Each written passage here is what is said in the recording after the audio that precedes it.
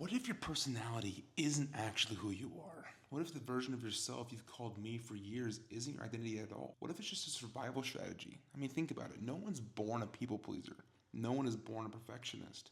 No one is born desperate for approval or terrified of failure. Those patterns are learned. A wound becomes a fear, then a fear becomes an identity. Rejected, you become the pleaser, believing that if everyone likes me, I'll finally be enough. Failed, you become the performer, believing that your identity is built behind what you can achieve. Ashamed, you become the pretender, afraid that if people find out who you really are, they'll leave. Rejected, you become the pleaser, believing that if everyone likes me, I'll finally be enough. Failed, you become the performer, convinced your worth is measured by what you can achieve. Shamed, you become the pretender, hiding behind an image because you're afraid people will see the real you. Life out of control, you become the controller, believing that everything has to be within your control or you freak out. Ignored, you become the prover, chasing success just to feel like you matter. Abandoned, you become the clinger, terrified that everyone will eventually leave you one day.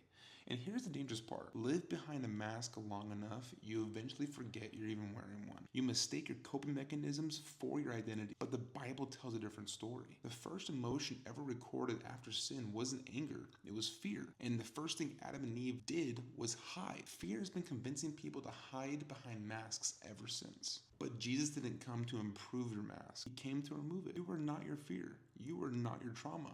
You are the defense mechanisms you've built to survive. If you're in Christ, your identity isn't defined by what happened to you.